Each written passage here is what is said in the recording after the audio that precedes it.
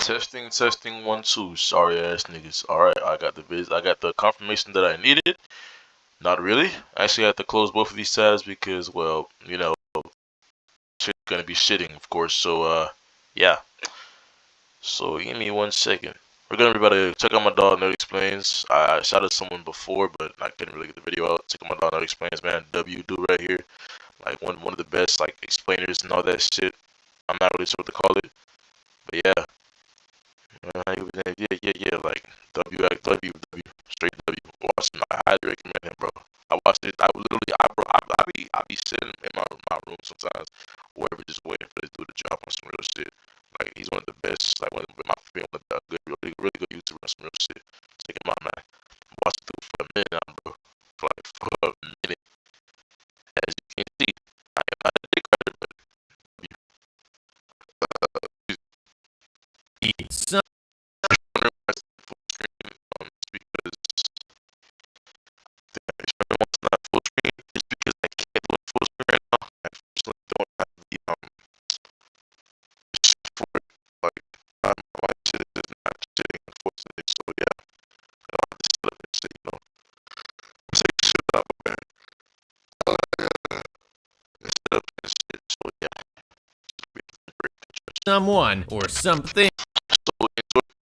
extremely dangerous lurking nearby that carried out the attack. In that case, a much better option would have been dialing 112 to get the police on the way, and then calling out to Ellen and Jonas to see if one of them knew what was going on. After all, you're no good to anyone if you get yourself killed before you can actually help them. That being said, if we just had to go in for some reason, I would have tried dragging Ellen back to the road so I could keep my eyes on the vegetation. Worst comes to worst, we drop her like a bad habit and back away slowly while nature takes its course. Either way, Tally probably could have avoided catching that nasty bite on her shoulder. Can't wait to see what happens with that. Ultimately, neither of the surviving teens got a good look at whatever it was that made off with Ellen, but upon examining the scene of the incident, Officer Liv Berg finds a large claw embedded in a tree stump. It's unclear what kind of animal could have left it behind, but she seems to think it came off of a wolf, and while it's certainly the right shape, I mean, for me, that is a big wolf. Whatever the case, we still don't know for sure what happened to Ellen, although it does become a bit more obvious after her body is found the following day. I'll spare you the blurred blob of an autopsy scene and simply play you the coroner's remarks over this footage of happy penguins frolicking in the snow. There are very large claw and bite marks on her neck. The right arm has been ripped off below the elbow with massive tissue loss. On the right side, there's a big piece that's just gone. So, yeah, she basically got ate. Couple that with the claw and drag marks, and it's clear this was the result of a wild animal attack. But whether or not it was a wolf still has yet to be definitively proven. And because of the absurd regulations requiring sufficient cause before Liv can systematically eradicate every last wolf within 100 miles, we'll have to wait on confirmation from the nation's leading predator expert before we can actually do something about this. Oh well, for now, we've got the next best thing in the form of a one-armed drifter by the name of Lars Broden, who drove all the way from Question Mark to lend his unique expertise to the investigation. This thing, a wolf, a werewolf. Trust me when I say that it is a bloodthirsty monster that must be stopped before the infection spreads. He's super serial. Naturally, Liv tells him to get the hell out, because of course she does. However, before he departs, old Nobark drops her off a box of silver cast 9mm on the off chance she starts questioning reality. Seriously though, how many times has that little truth bomb actually led to a productive conversation? Like I've said at least a dozen times at this point, you can't just tell people it's a crazy thing no one believes in without immediately offering up some kind of proof. It'd be one thing if he had a living specimen chained up in the Winnebago, or even a freakishly large wolf's head preserved in formaldehyde. But instead, all he's got is a bat crazy story and the wide-eyed stare to match. A much better approach would have been claiming you heard a rumor about a wolf attack and offered your services as a tracker when the time comes. At least then,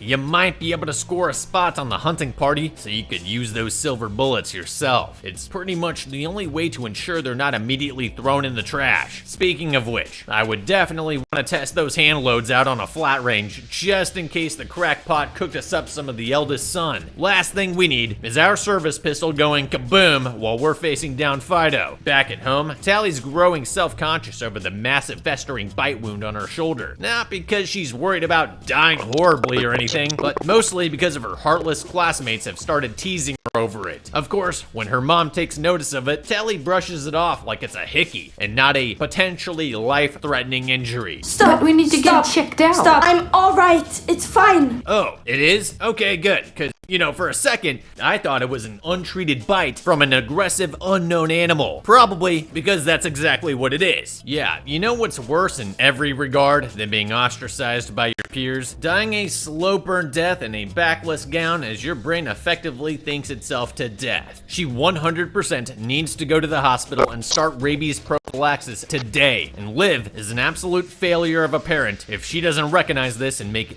sure it happens. Like, I get it can take months or even years before symptoms manifest, but there have been cases where they've set in as little as 4 days, and once that happens, you are uppercase.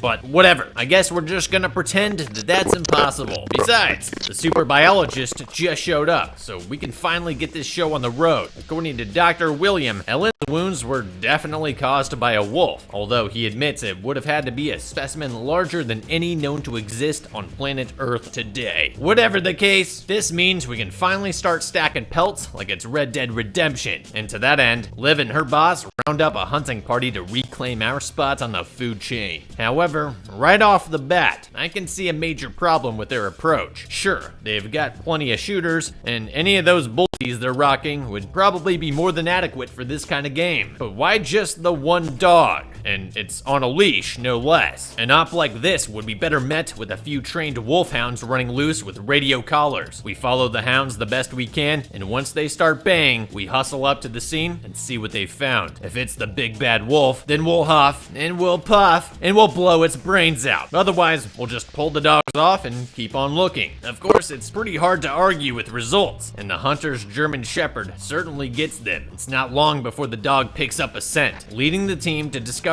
yet another fresh kill. They also discover that the town sheriff is a bit squeamish, forcing Liv to assume control from here on out. Her first decision as leader is to leave Hosed and Screwed to guard the body, while she and the others followed the trail deeper into the woods. I mean, it doesn't look like he'll be getting up anytime soon, but whatever. She's the boss, right? Okay, jokes aside, that does actually make sense. Many predators are known to circle back and feed on the same kill repeatedly over an extended period, so it's entirely possible they might see something. That is, provided they weren't standing directly on top of the corpse where the wolf could easily spot them. Instead, I'd look for some concealment that offers a clear line of sight somewhere downwind from the stiff and use him as bait. The good news is that there's two of them there, so they should at least be able to watch each other's backs. Keyword, should. Farther down the trail, Liv and company follow the hunting dog to an abandoned mine shaft, and judging by the grotesquely mangled human corpse inside, it seems likely the wolf was using this place as a den. Sadly, it's not around to give them a tour. The beast is too busy ripping the two bodyguards limb from limb right now. Seriously though, why wouldn't you at least try to shoot it while it's just standing there menacingly?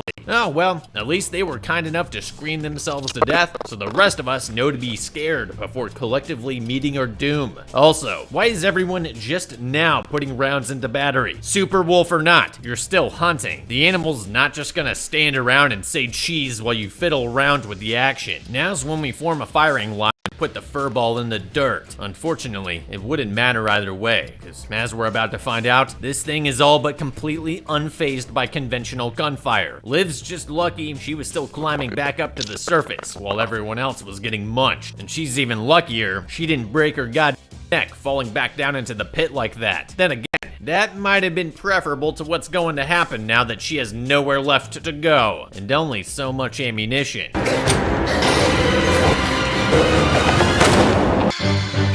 Snake, are you okay? Snake? Okay, alright.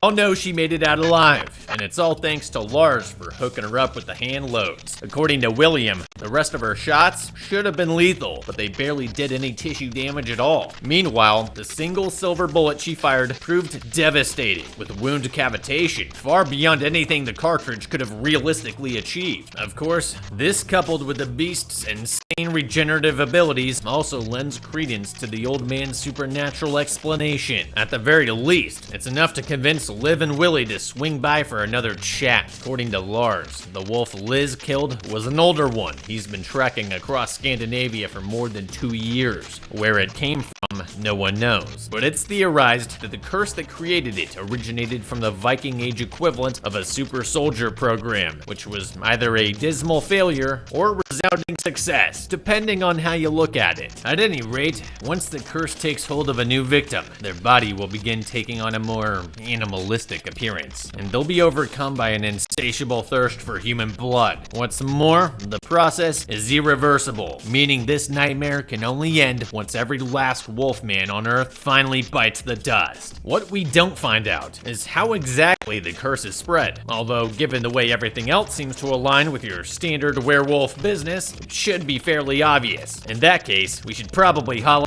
back to the house before Tally loses control and wolfs down an entire family. I mean, it doesn't exactly take a rocket surgeon to realize that bite wound on her shoulder had to have come from her recent run-in with the werewolf. And unless there's more to it than that, we can only assume she's been infected with whatever's turning people into monsters. Still, it couldn't have hurt to ask the only living lycanthrope expert known to exist when we had the chance. You know, seems like kind of a missed opportunity. Either way, we should start blowing up her phone immediately to pin down her location before the screaming starts. From there, I'd want to have her locked up in a jail cell while we figure out if she's really gonna turn. Best case scenario, she's at us for a few weeks over a little false imprisonment. Otherwise, we'll have no other choice but to make her sister an only child. Unfortunately, it seems that's probably the case, as the whole time Liv's been running around chasing fairy tales, Tally's been tripping bear balls and seeing dead people all over town. Like, I get there's no way she could possibly know just how screwed she is, but considering everything she's been through recently, you'd think she'd be a bit more concerned about the thought of experiencing a slew of vivid visual and auditory hallucinations. My first thought would be that it might have something to do with the as yet untreated wolf bite next to my head. Instead, despite everything that's going on right now, Tally's primary concern remains cozying up to Jonas, which is why she doesn't hesitate to sneak out when he invites her up to the lookout for some teenager stuff. Little does he realize she's craving more than affection right now. Tala? Yeah.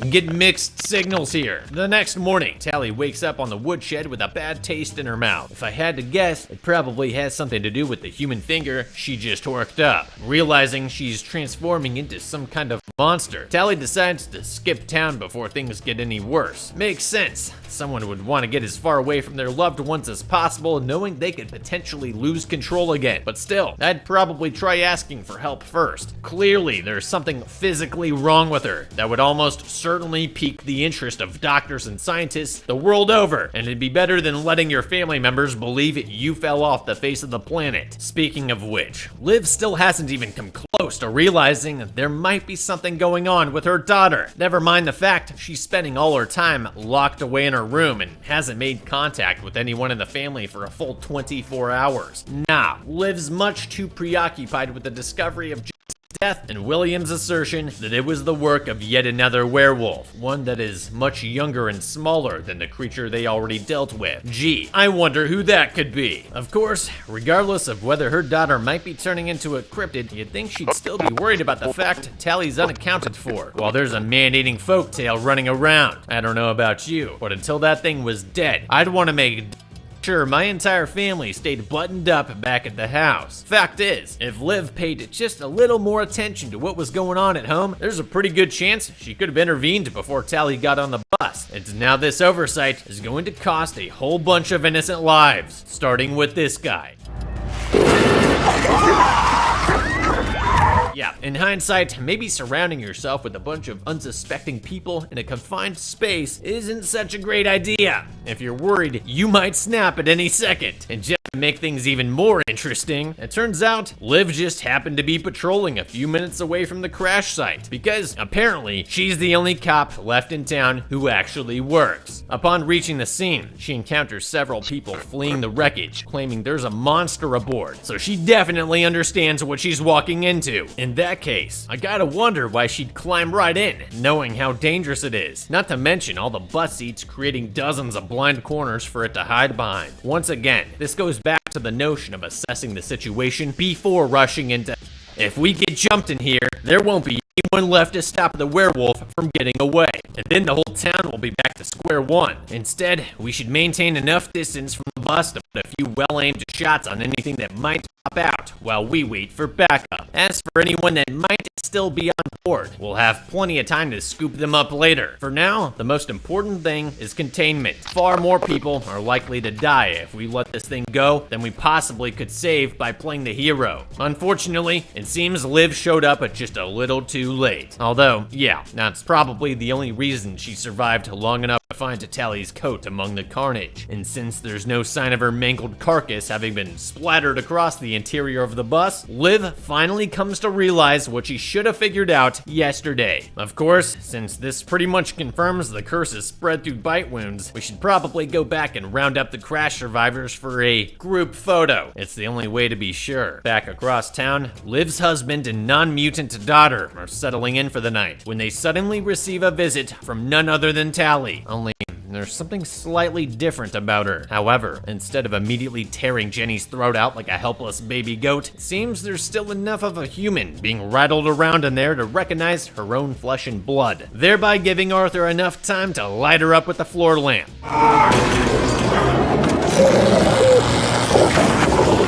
Okay, there's no way that would really work, right? I'm gonna have to try this later. One thing's for sure, I would not have let that freak show off the hook until it burst into flames, or at least as long as the breaker held out. The most important takeaway from this scenario is the need to keep your vital equipment handy at all times. And I'm not just talking about weaponry. Arthur's just lucky he left his keys in the van and not his other pants, or else they probably would not have made it down the driveway. That said, he still had to punch out the window like an absolute beast to get inside, and while it certainly got the job done, the move left him bleeding profusely, ultimately causing him to lose consciousness and crash before they could shake their pursuer. The good news is, they made it far enough into town to give Tally a smorgasbord of other victims to choose from while her sister runs away, and she's not about to let it go to waste. Not gonna be a lot of dog people left in Nebo when this is over, I'll tell you that much. As for Jenny, instead of taking advantage of the town,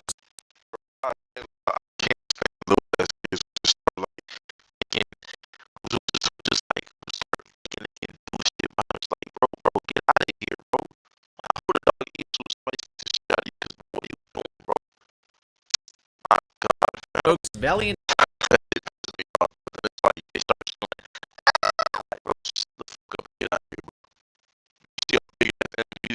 sacrifice to slip away unnoticed, she uses her special deafness powers to try talking Tally down.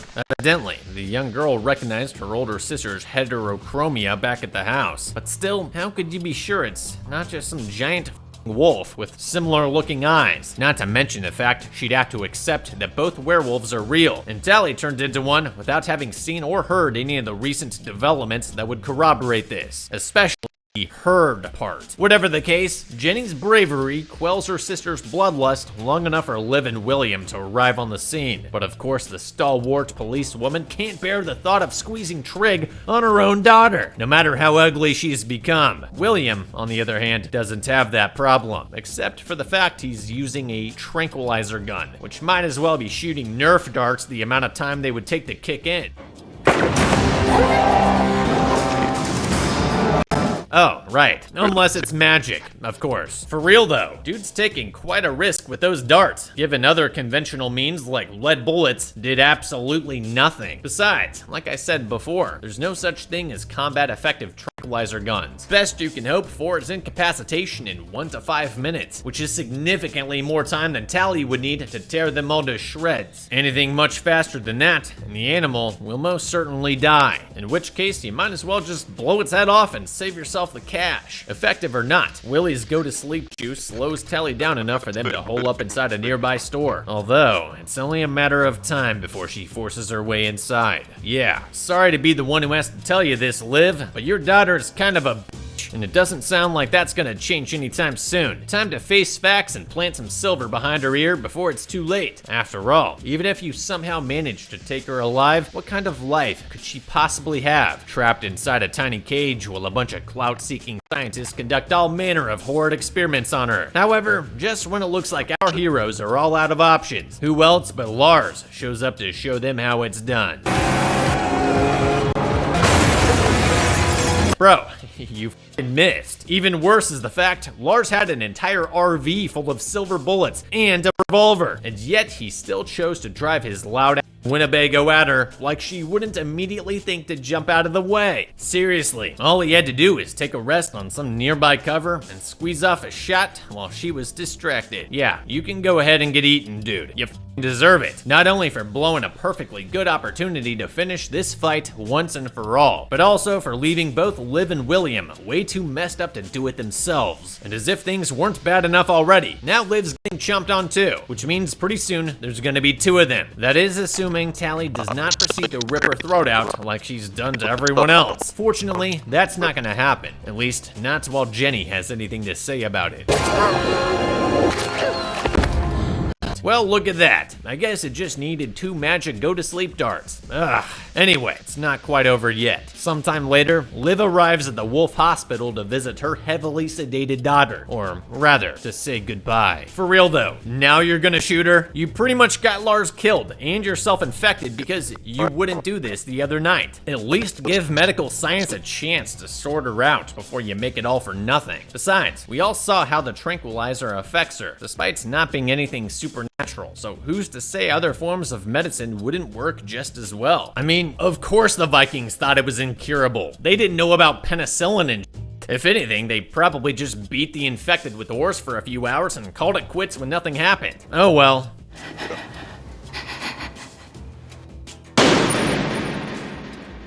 And with that, Tally is finally cured of being alive. Meanwhile, Liv is free to, well, you know, not quite the happy.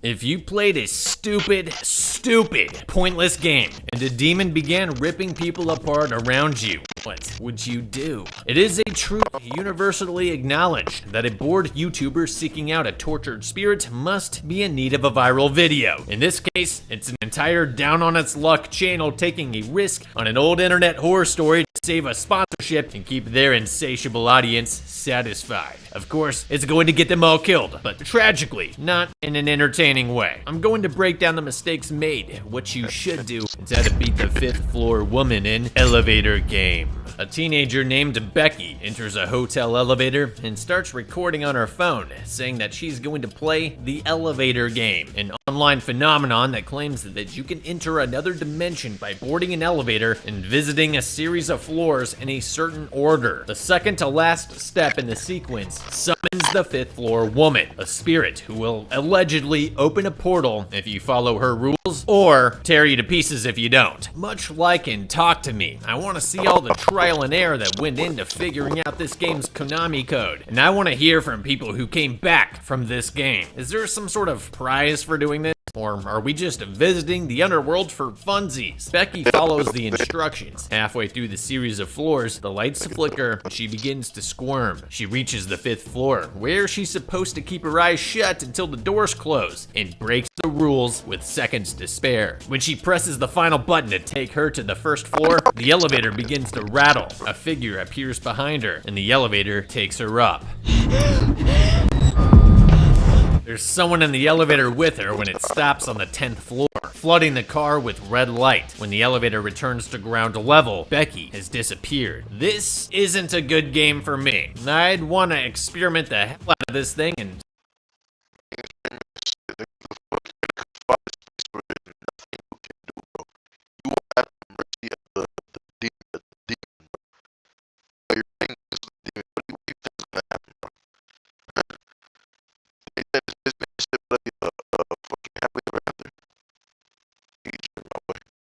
see what types of worlds different combinations of floors would open. I just know it'd only be a matter of time before I zapped myself into the Hellraiser dimension. Unfortunately for us, Becky is the most complex character we're gonna get in this entire.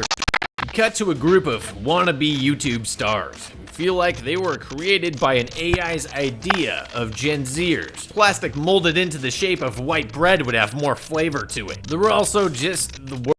Zero creativity, a weird obsession with lamps, and one sponsor away from their entire channel collapsing. They're all so poorly equipped, they have the guy who showed up today for his first shift filming with their primary camera. I mean, great characterization if you want me to want them to die. Their channel is all about playing scary games in scary places. Bloody Mary in a slaughterhouse bathroom. Candyman in a room full of kids with deadly bee allergies. You get it. Their newest member, Ryan, who clearly has an ulterior motive for being there, pitches the elevator game, which can be played in any building with at least 10 floors. Chloe says they'll need a scary location to make it fit the channel, and Ryan knows of one, the building where Becky disappeared. Getting set up takes all of 20 minutes as they comb through half a creepypasta about the game and assemble in the building's lobby. We learn the fifth floor woman lives in her own dimension called the Red World, and in addition to not opening your eyes when you reach the fifth floor, you're also not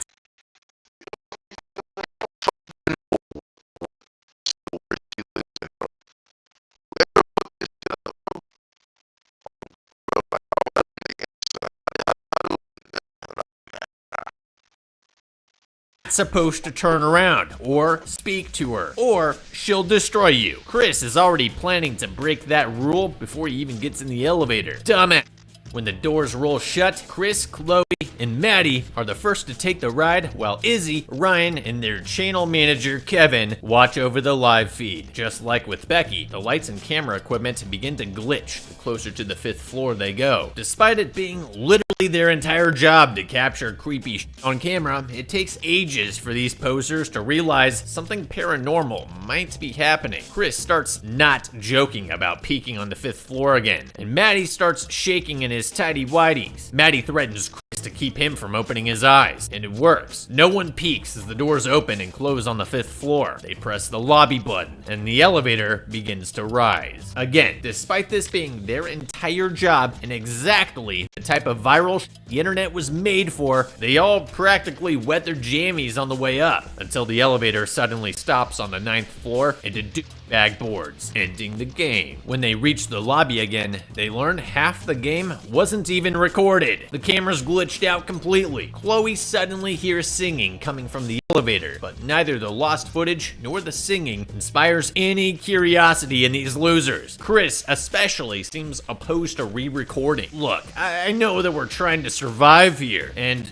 not playing the elevator game is the easiest way to do that, but come on. The only thing we know about you animatronic animatronic puppets is that your entire livelihoods are wrapped up in this YouTube channel doing well. You've been here all of 20 minutes. This is legitimately infuriating. The new guy called Ryan calls Chris out for wanting to bail, revealing that Becky wasn't just some rando, but his sister who went missing playing the elevator game after Chris told her he'd make her internet famous if she did, then ghosted her. And of course, even though they're mad at Chris, they bail after they realize Ryan's just using them. Yeah, I might have just called them all to their face instead. The bummer is, this is a great sized group to have when attempting this game. You need to have a group stay behind just in case something actually happens. A group that can go load up on gear to rescue you if you disappear. But of course, no one here thinks of that. The 5th floor woman isn't done playing with the group yet. Chloe hears the same humming from the elevator in her apartment building. Chris gets red carded from the game entirely.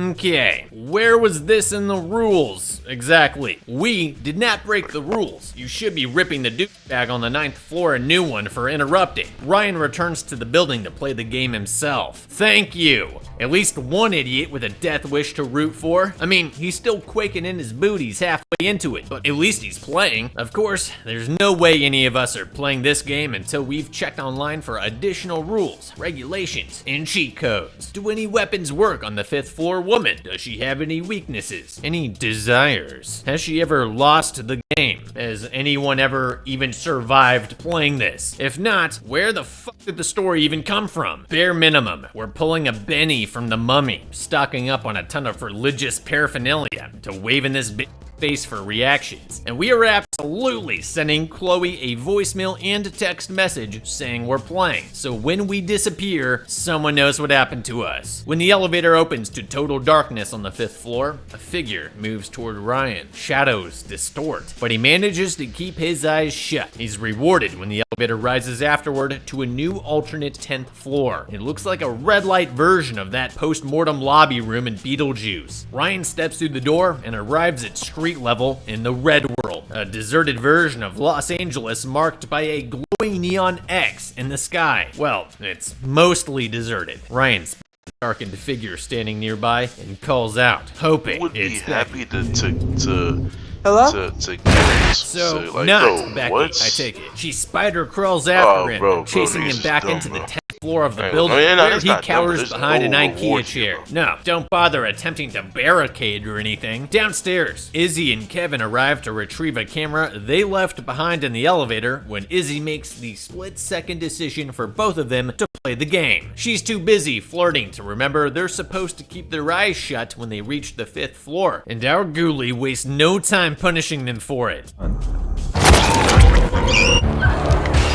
Again, I ask, is there a point to this game? Some sort of reward or anything? The elevator finally arrives to the Red just World's like 10th floor. niggas Ryan wanna see what escapes death into looks it as like, I Lady guess. Salad Fingers comes after him. I mean, that's just crazy.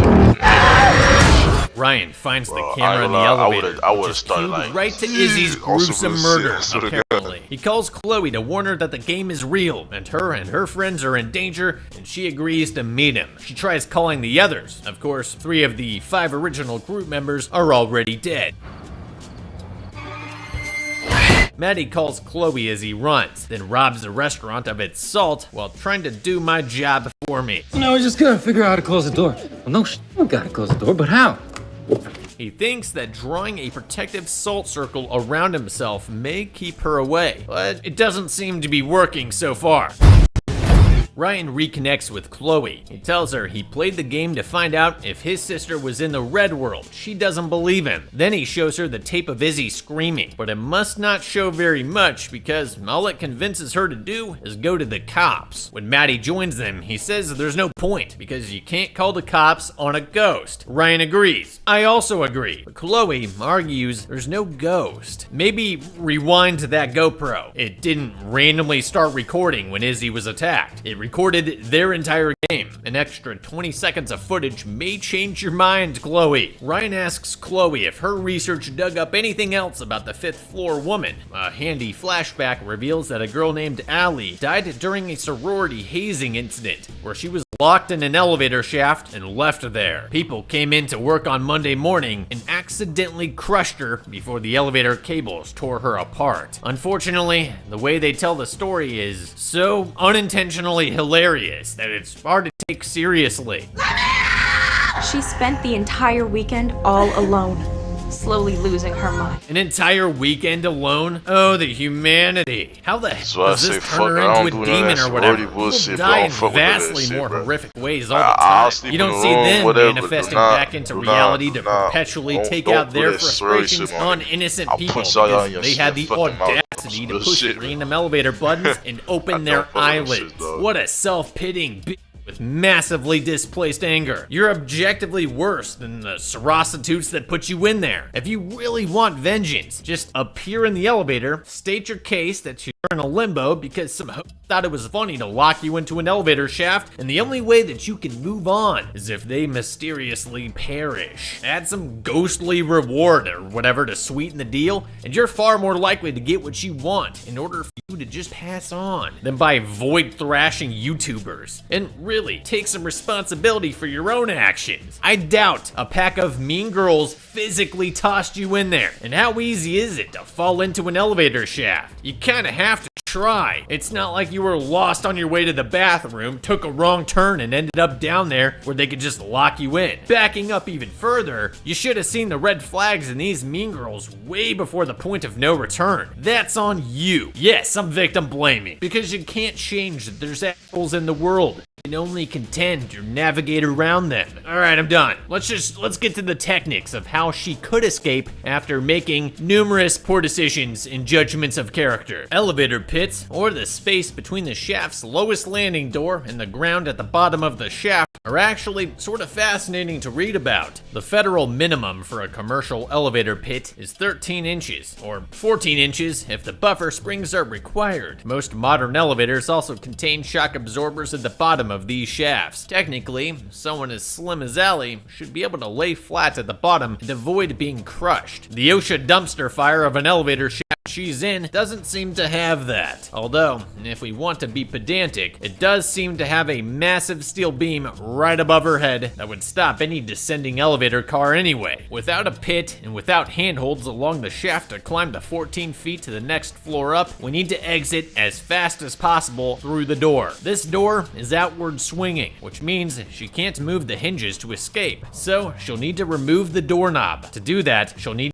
a paperclip, earring, bobby pin, or even the underwire from her bra to pop the knob off using this technique and access the screws, which she can remove using a coin or necklace pendant or button. Without the doorknob, you should be able to reach your fingers into the mechanism, keeping the door closed, and trigger it to open. But you can also just try kicking or shouldering the door open, as removing the knob significantly weakens the lock's integrity. Back with our terrible trio, Maddie jumps into research mode inside the salt circle, looking for ways to potentially close the door they opened. He begins humming the song that they've all been hearing, and Chloe recognizes it, a nursery rhyme called The Elevator Song, which they think tells them the last piece of the puzzle. The game isn't over until they step out into the red world, re-enter the elevator, and return to the ground floor. Okay, not sure how that helps anything or solves anything or why that makes this a game. Whatever. Since Ryan's already done exactly that, that must mean he's not playing the game anymore. So he can be your safety net in the lobby while you two go up and come back down. Of course, there's just one problem with this solution. It might not be a solution at all. If you recall, when Ryan went into the red world, the elevator didn't just return when he summoned it. He had to wait for someone else, Izzy and Kevin, to play and fail the game. So, we might be walking into a trap in which someone will have to sacrifice themselves to help the other two escape. But honestly, if I were the demon of this red world toying with the internet's dumbest ghost hunters, I think I'd have my wicked way with them first, forcing them into a doom loop that would only end with their exhaustion and defeat or sacrifice. It would be so easy. All I'd have to do is lay claim to the first person who entered my red world, forcing another one of these simpletons to ascend to my dominion to save them. Let the first go, capture the second, and let the cycle begin again. Sure, it might end when one of them betrays the others, leaving them to rot in my Crimson Keep. That works for me too. I get to keep my plaything and watch you wither under the guilt of your cowardice. Oh, right, we have to beat her, or whatever. Of course, the 5th floor woman is listening. She begins to hum in the room with them.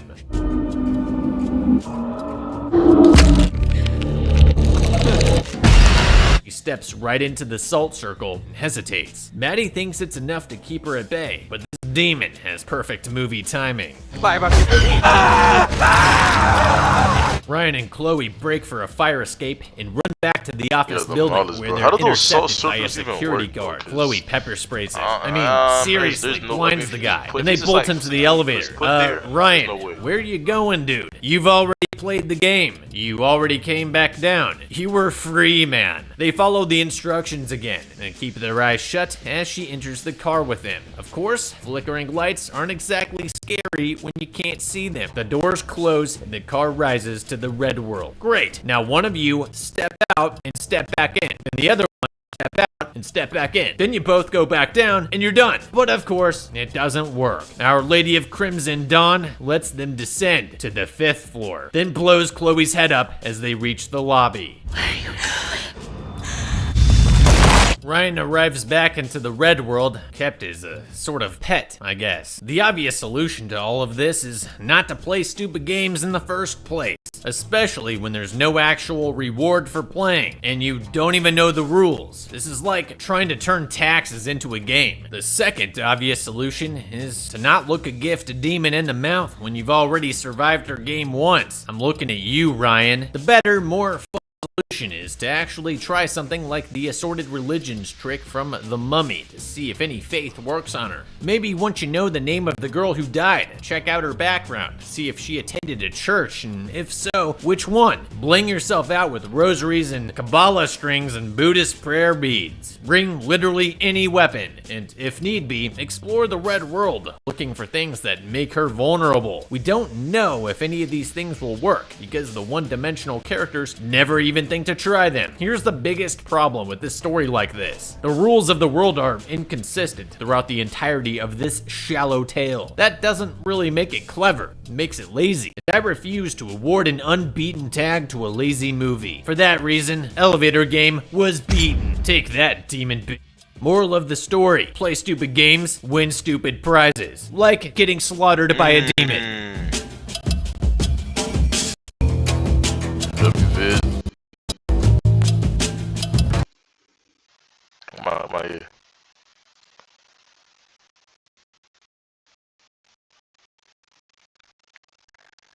This episode of Death Battle. Like 2018, 2019, 2020. Like W's make up like all the different characters versus different characters. I don't put it these boys for real just. Okay, what the fuck is wrong with my goddamn Google?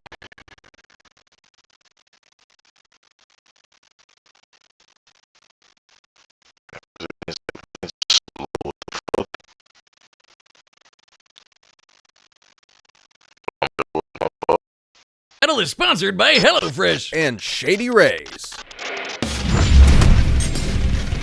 Cole McGrath, the patron saint of Infamous. Alex Mercer, the Blacklight Virus prototype from Prototype. That's right, champions. You voted for it, so we're finally doing it.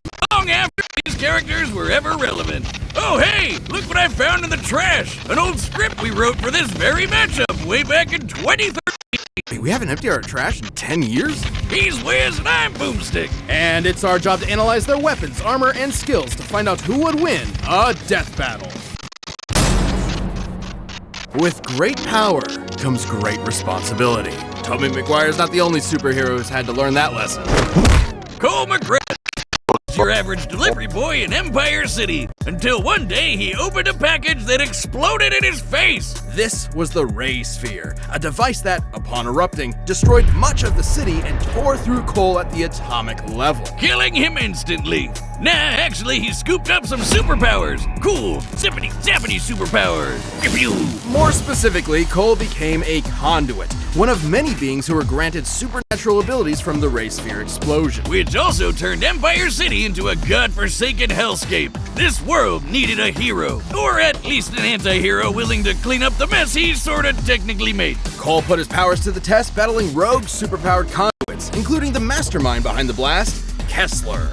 Let's be real, none of Cole's powers are as sick nasty as his parkour skills, but his ability to manipulate electricity is pretty sweet too. Cole controls electromagnetic energy. Not only can he generate a smorgasbord of powerful lightning attacks, he can also manipulate thermal, kinetic, and gravitational energies. Electromagnetism is pretty broad after all. This includes his radar pulse, which detects the bioelectricity inside organisms even if they're hidden or transformed. And for good measure, he got to add some ice powers to his kit. He can throw ice grenades, shoot ice spikes, and let out some epic ice farts.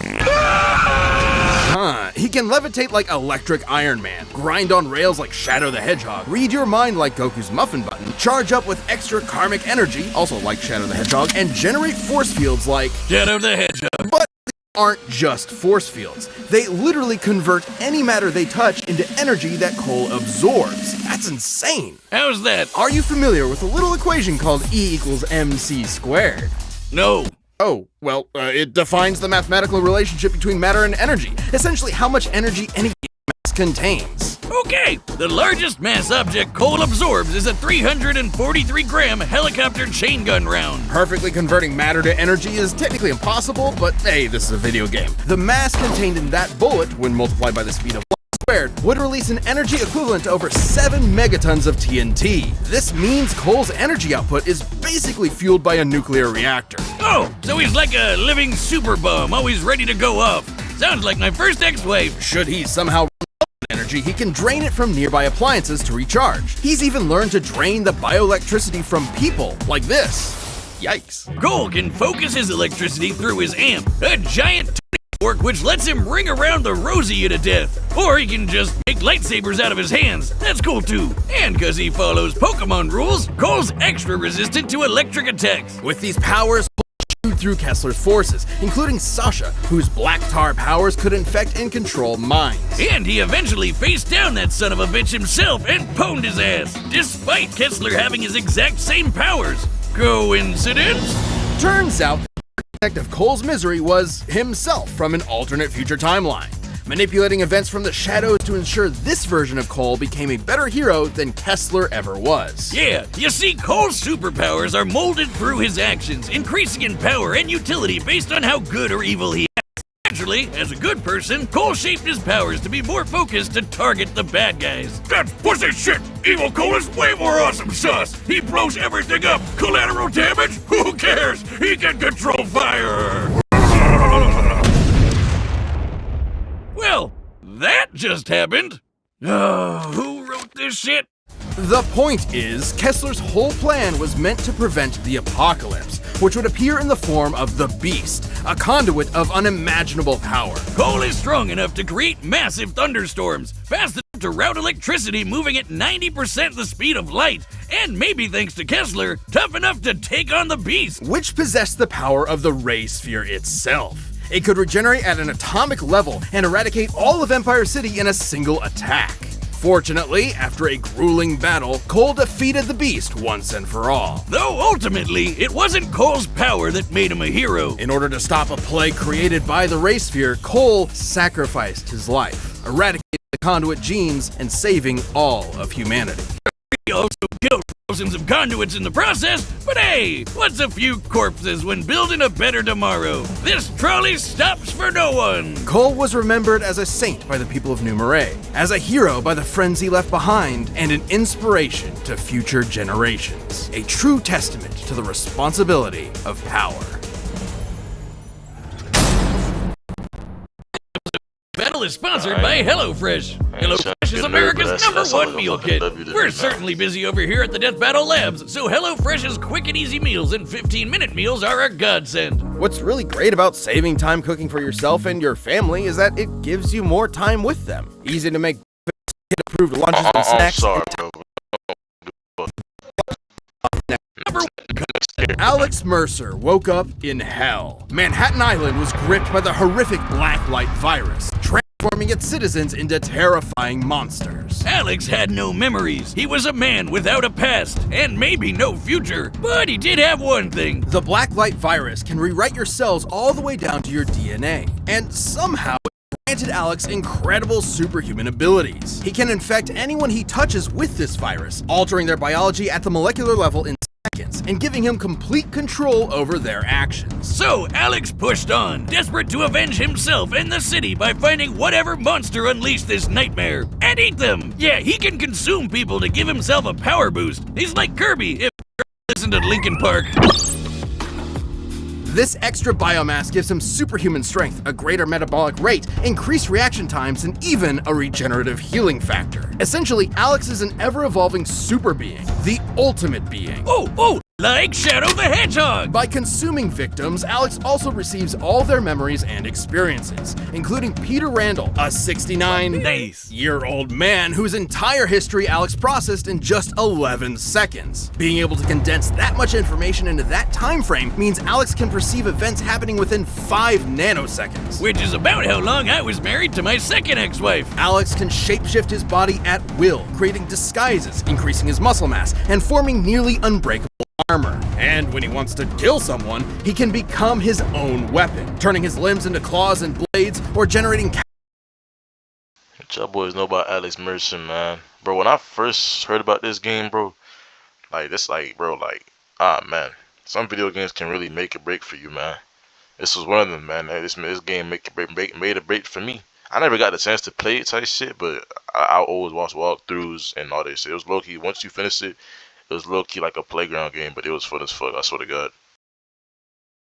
Countless tendrils that give him unmatched control over his environment. With these goopy powers, he came up with a bunch of Street Fighter moves, like the air dash, the cannonball, the bullet dive drop, and the hunter dirt nap. Pretty sure that was my third ex-wife's boyfriend's stripper name. And after consuming enough people, Alex reaches critical mass and can unleash his evil slop in powerful ultimate attacks. Like the Tendril Barrage Devastator. Oh, it's beautiful. Despite being seen as the world's most wanted terrorist, fair, Alex used his powers to stop the spread of the virus and end the city's nuclear devastation. It was then he learned the truth. He wasn't Alex Mercer at all. He was the blacklight virus itself, which absorbed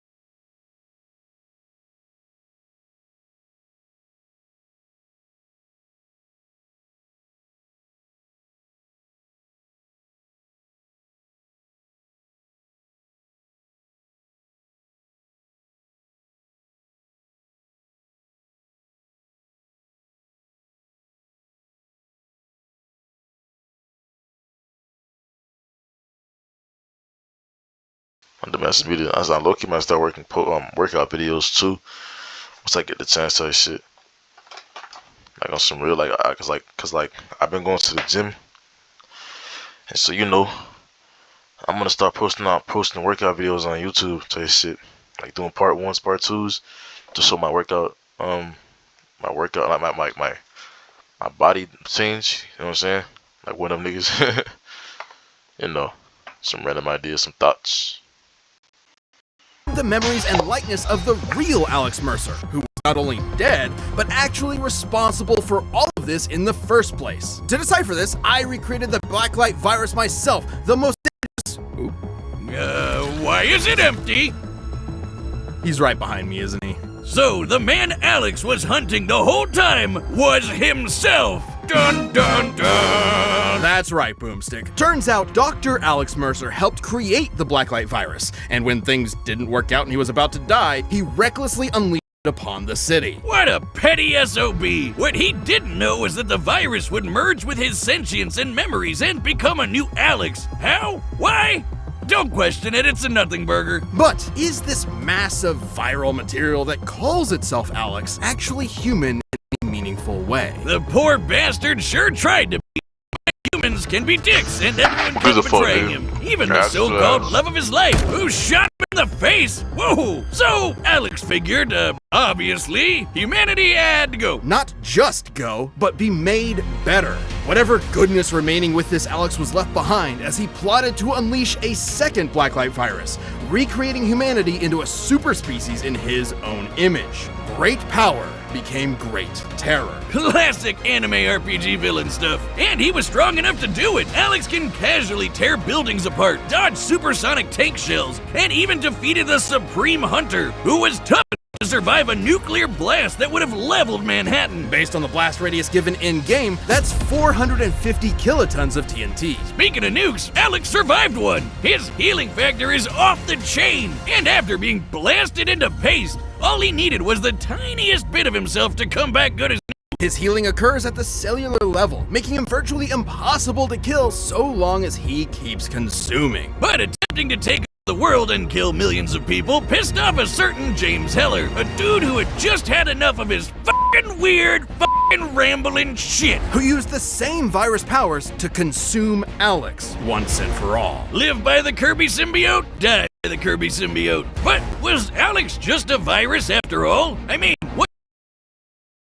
Nah, cause dude became weird, bro. It's like, I understand everything went to shit, and I understand like fuck humanity type shit, but nah, man.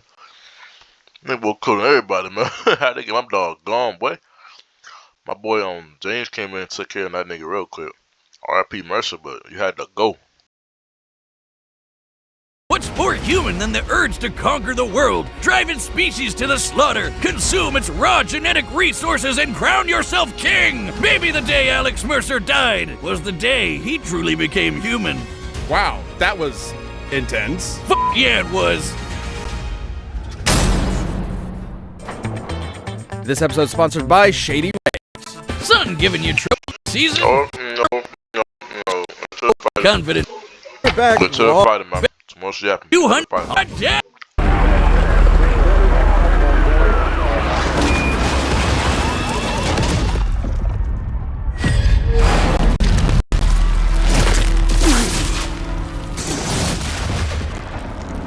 I think I've still for dessert. Buddy, you are one sick freak.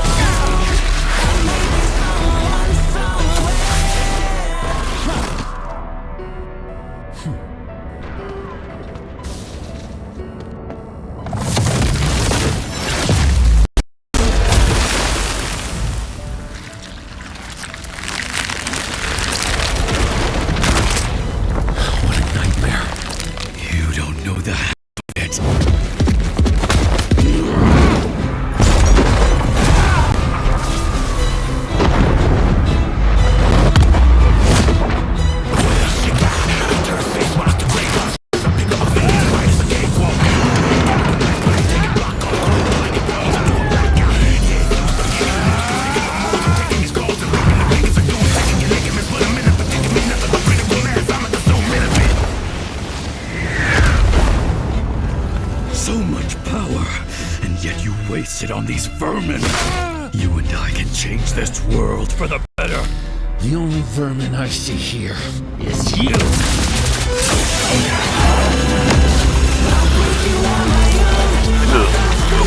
He did support this. Oh no, man, saying no shit, what?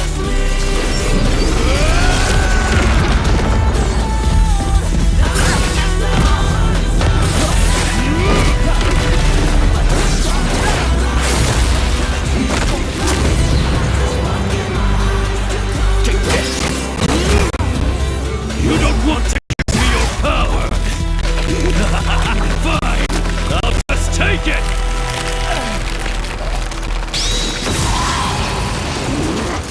Good idea.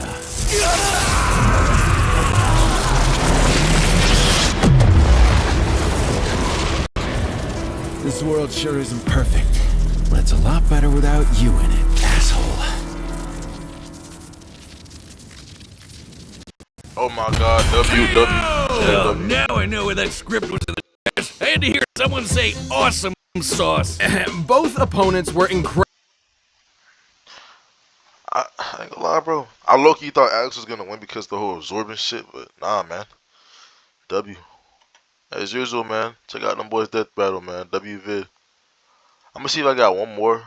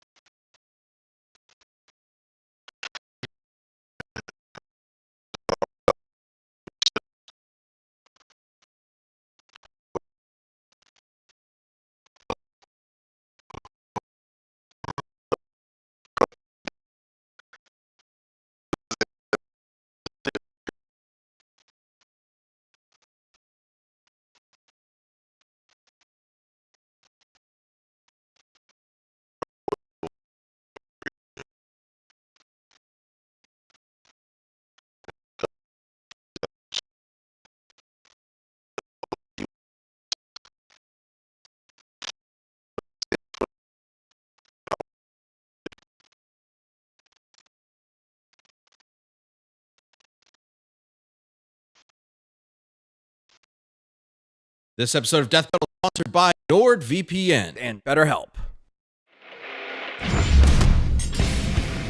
Frieza, the Dread Emperor from Dragon Ball. And Megatron, the Decepticon commander from Transformers. When these two dictators collide, the cosmos heroes will tremble. He's Wiz and I'm Boomstick.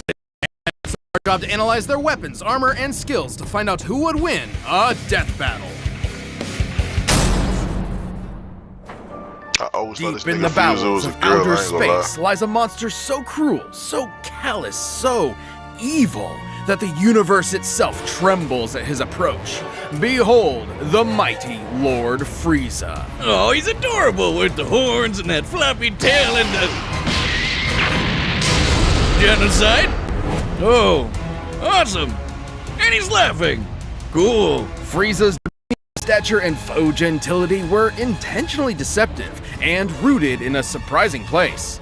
In response to the Japanese economic bubble at the time, Frieza's design was meant to evoke real estate speculators. Series mangaka Akira Toriyama has described such speculators as the worst sort of people.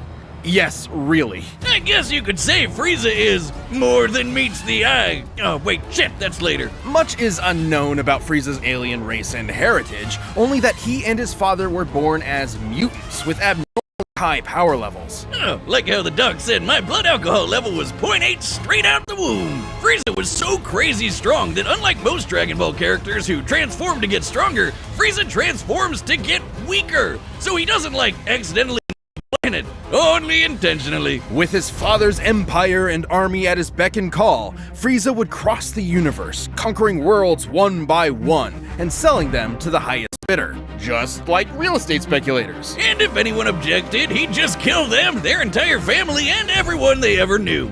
Just like real estate speculators. While he usually lets his weird, multicolored alien grunts do his dirty work for him, Frieza's not afraid to throw down himself.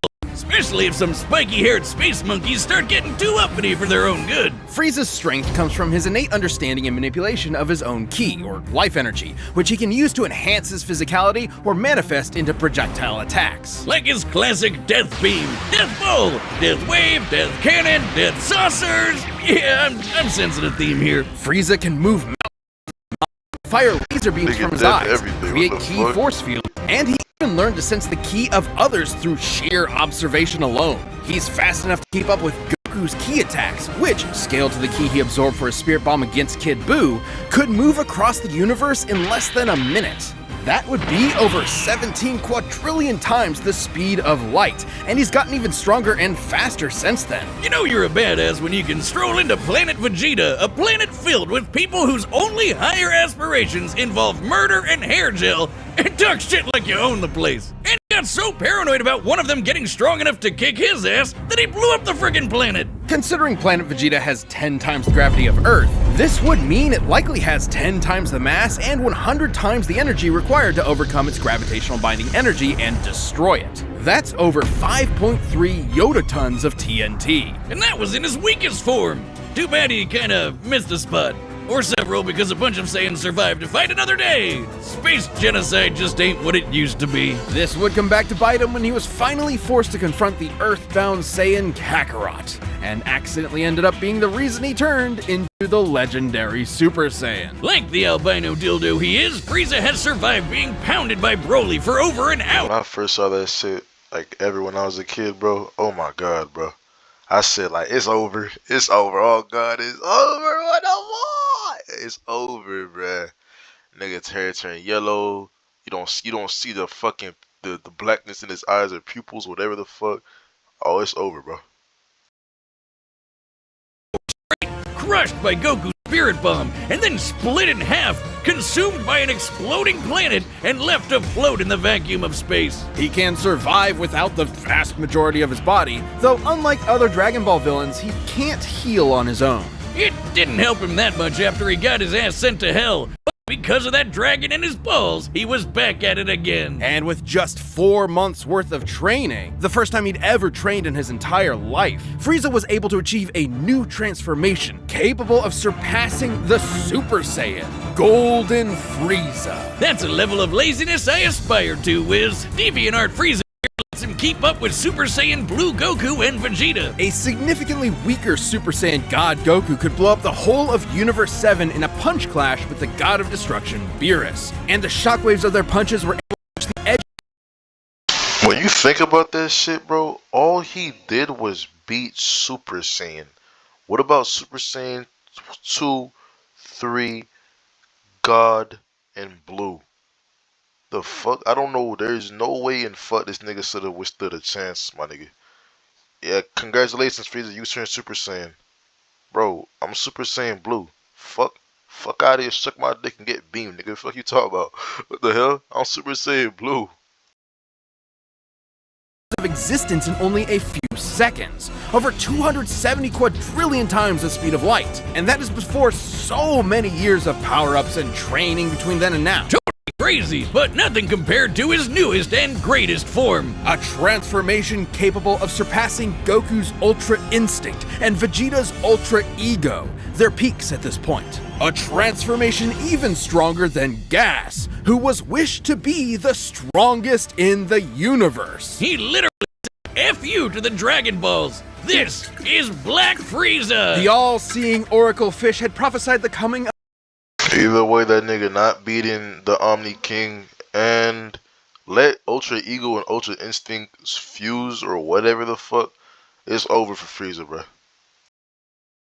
universe's strongest, and perhaps he was talking about Frieza all along. Come on, give us another prediction.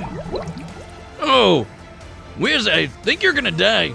No, for some godforsaken reason, he didn't use his newfound power to kill those pesky Saiyans. They were right there, you moron. In fact, he once committed the archvillain's greatest sin and teamed up with them to save their universe and beat Jiren, a being comparable to the gods of destruction. Because no one's allowed to destroy the universe but him. And that's a promise he means to keep. This almighty emperor will continue to rule the universe with iron grip and a heart of ice. This episode of Death Battle is sponsored by NordVPN. It's no secret Get that to the Wi-Fi next character, networks, man. Too much especially talking. Purchase of a 2-month villain. Or you live even longer and become an 80s toy commercial. This is Megatron. In Cybertron's ancient past, the planet was ruled by the Functionist religious order, which decreed a Transformer's natural-born alternate mode determined their role and status in society rather than letting them choose for themselves. Born into this repressive caste system, Megatron of Tarn dreamed of something more. So this Hasbro toy robot, only $5.99 at your nearest Rite Aid, wrote a manifesto on peaceful dissent that got popular with the oppressed Cybertronian working class. So much so, in fact, that the Senate tried to have him assassinated. Whoa, politics alert! After surviving that brush with death, Megatron was convinced that peace could never be an option. The only path left to overthrow the crippling social order was violent revolution. So were the Autobots originally the bad guys here? Optimus Prime? More like Optimus Crime. Never say that Megatron wasn't committed. The civil war he started between the two groups lasted 9 million fucking years. And again, remember, toy robots. He was aided in his war efforts by his immensely powerful fusion cannon, a giant laser bazooka that can hit targets from 12 miles away and level a small town in a single shot. These projectiles are so fast, they're able to exit the atmosphere from ground level after only a single second. By scaling the distance of the Earth using the angle of this shot, the fusion cannon's projectile must be moving over 4,200 times the speed of sound. But, like me, the fusion cannon needs a little time to recharge between shots. So Megatron's got some tools to keep the job going. He can close the distance with his Energon mace and block blows with his Energon shield. It helps that Megs literally fought as a gladiator before his stunt as a revolutionary. Megatron can fire lasers from his eyes and arms, launch buzzsaws strong enough to slice through solid rock, fly through the air, and open up a force field known as a panic bubble. Now, it might seem like a huge flaw that it lets enemy combatants inside, but that's only until you realize it won't let them back out again. That's when the panic part comes in. Megatron's not trapped in there with you.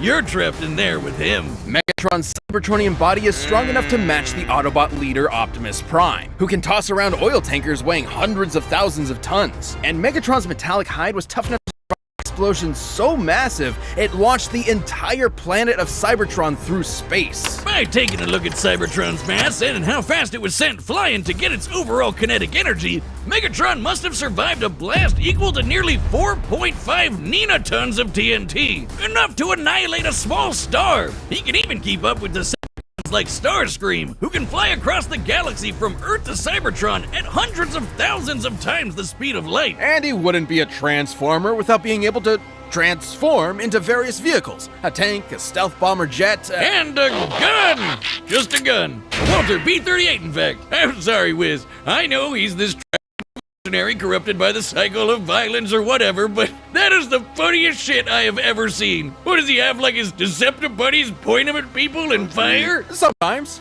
He can fire himself too. Oh my god.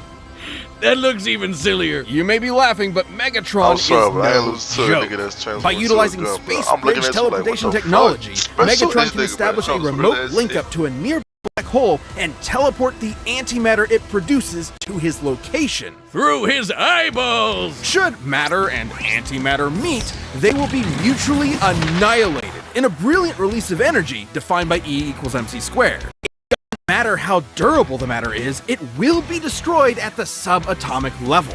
As Megatron's war for control of Cybertron dragged on, all of his highfalutin ideals started to fall to the wayside. In essence, there used to be a point to the war.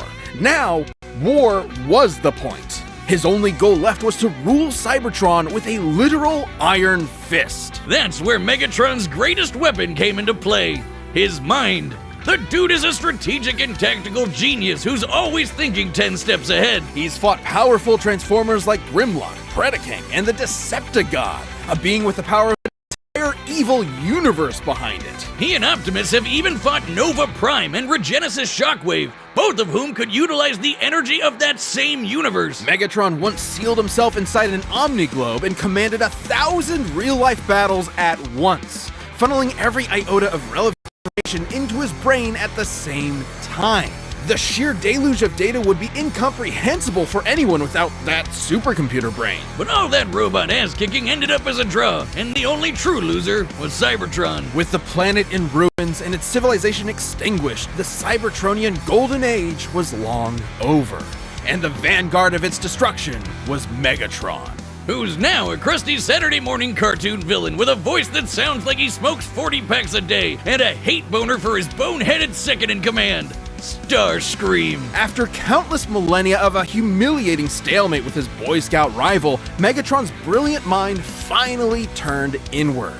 He remembered that his early writings advocated for peaceful conversion and free thought instead of domination. It took you 9 million years to remember why you started fighting in the first place? Would the memory get lost in the cloud? In what was possibly his most surprising tactical move yet, Megatron saved the universe from annihilation as an Autobot. What? He realized that after millions of years of indefinite war, the ideals that he fought for, freedom, justice, equality, had switched sides, and Megatron had to as well. Turns out there was more to this supervillain than met the eye, because true to his nature, Megatron transformed. This episode of Death Battle is sponsored by BetterHelp. Have you ever felt like your very own...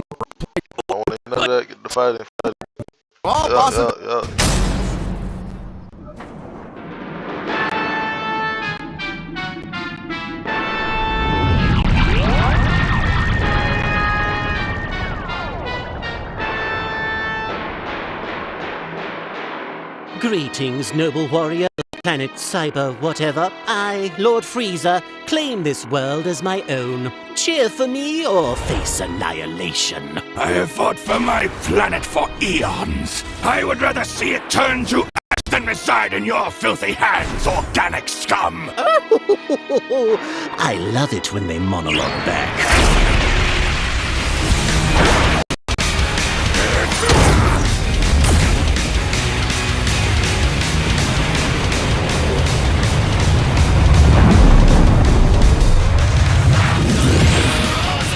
Pity. I'll have to construct a new mothership from your corpse.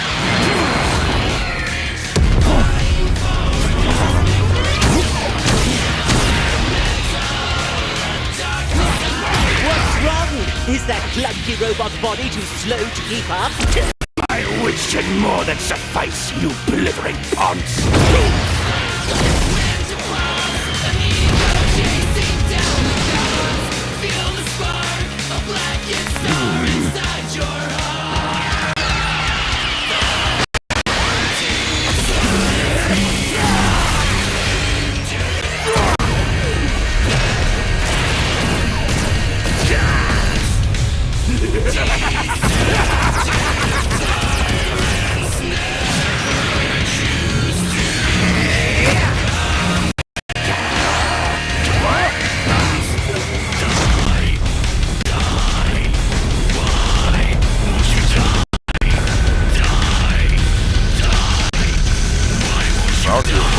soundtrack.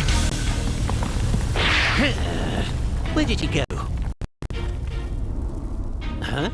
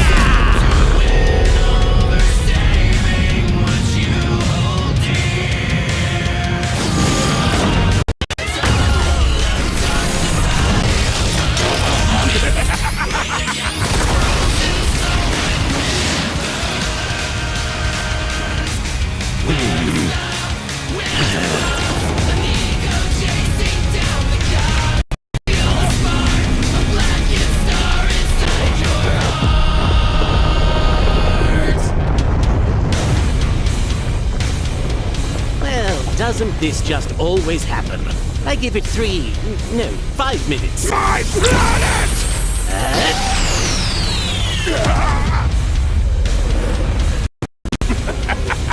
Behold the mighty Lord Frieza, ruler of a dying planet. My planet. Where is your army? Where is your ship?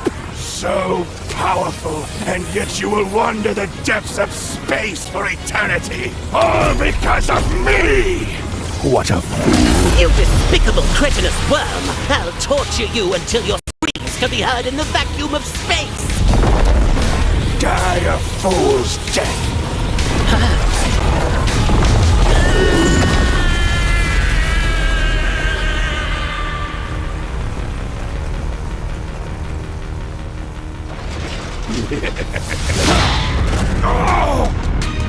You will die by my hand! You fool!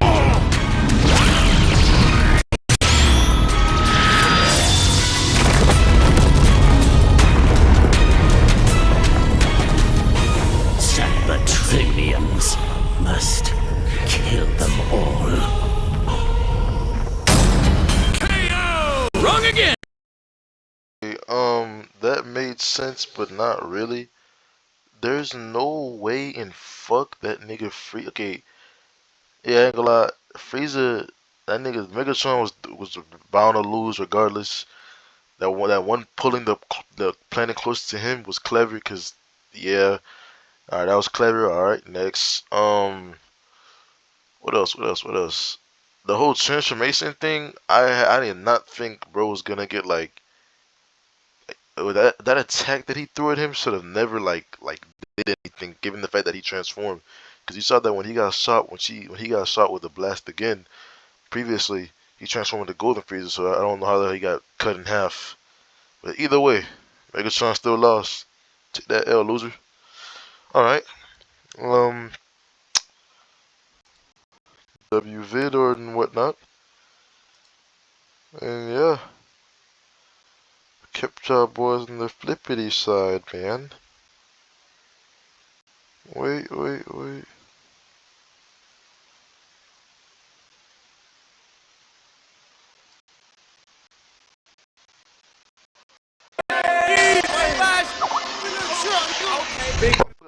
Did I like the vid?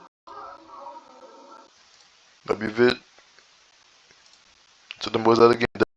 Check out KV Live. Okay, cool. Listen, man. It's your boy Bentley TV back with another fucking video, man. Who I got with me today, man? Big Iceberg. Young Ball in the video. Nah. Third ball. Yes,